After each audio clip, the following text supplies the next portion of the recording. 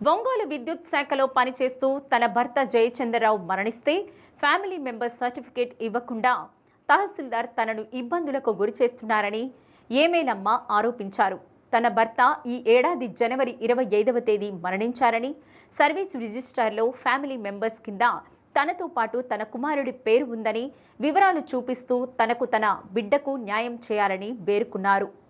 Family benefits రాకుండా కొంతమంది అడ్డుకుంటున్నారని, అధికారులు వాస్తవాలు పరిశీలించి న్యాయం చేయాలని విజ్ఞప్తి చేశారు.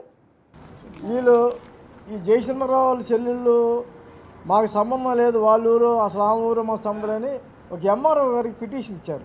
చూడండి, ఈ అబ్బాయి పుట్టినరోజుకి వీళ్ళందరూ వచ్చారు. ఈ అబ్బాయి పుట్టినరోజుకి ఇవన్నీ అయ్యాయి. ఈ విధంగా ఈ ఫ్యామిలీని నాశనం చేస్తే ఆస్తుల కోసం తీసేసుకోవచ్చు అనే ఆలోచనతో ఈ మోజేషు, బీజేపీ నాయకుడిని చెప్పుకుంటున్న మోజేషు, ఈ రాజారావు అనే అతను సురేష్ అన్న అతను, వీళ్ళు ఈ ఫ్యామిలీని నాశనం చేయడం కోసంగా పూనుకున్నారు. కాబట్టి దీని మీద పోలీస్ యంత్రాంగం, రెవెన్యూ యంత్రాంగం ప్రత్యేకంగా ఎంక్వైరీ చేసి ఈ రెవెన్యూ యంత్రాంగంలో ఎవరైతే ఎంఆర్ఓ, ఈఆర్ఓ, ఆర్ఐ తప్పు చేశారో వాళ్ళ మీద సెక్షన్ 4 కింద యాక్షన్ తీసుకోవాల్సిందిగా మేము మాలమహల్ తరఫున డిమాండ్ చేస్తూ ఉన్నాం.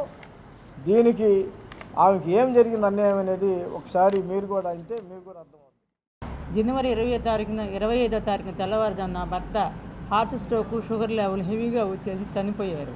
అప్పటి నుంచి ఇప్పటి వరకు, ఆ రోజు నుంచి ఈ రోజు వరకు నా భర్త గారైన తమ్ముళ్ళు, చెల్లెళ్ళు అందరూ కలిసి రకరకాలుగా నన్ను వేధిస్తూ ఎంఆర్ఓ ఆఫీస్లో నేను ఫ్యామిలీ మెంబర్ సర్టిఫికేట్కి అక్కడికి వెళ్తే రకరకాలుగా అక్కడికి వెళ్ళి అమ్మ భార్య కాదా ఇదని చెప్పి నన్ను అడ్డపెట్టారు.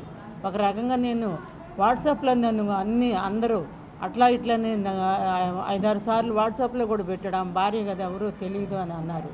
నా భర్త చనిపోయినప్పుడు ఇంట్లో తెల్లవారుజామున ఆయన తీసుకొని పోయి కిమ్స్లో చూపించుకున్న తర్వాత సడన్గా హార్ట్ స్ట్రోక్ వచ్చి చనిపోయారు. అప్పటి నుంచి ఎటువంటి డబ్బులు కానీ ఏమీ లేవు. అప్పులు తీసుకొచ్చుకొని బిడ్డను చదివించుకుంటే బ్రతుకుతున్నాను నేను.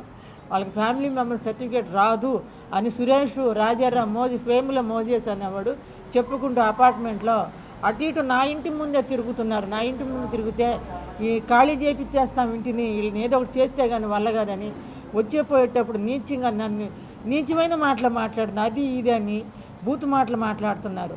నా బిడ్డనైతే బెదిరిస్తున్నారు, చంపేస్తామా ఇదని చెప్పి ఖాళీ చేసి వెళ్ళిపోమంటున్నారు. అందుకే మళ్ళీ కొత్తగా నా మీదకి ఇప్పుడు మళ్ళీ నా భర్తని ఏదో చేశానని నా మీద ఎస్పీ గారికి కంప్లైంట్ చేసి ఈరోజు నన్ను నరకం చూపిస్తున్నారు.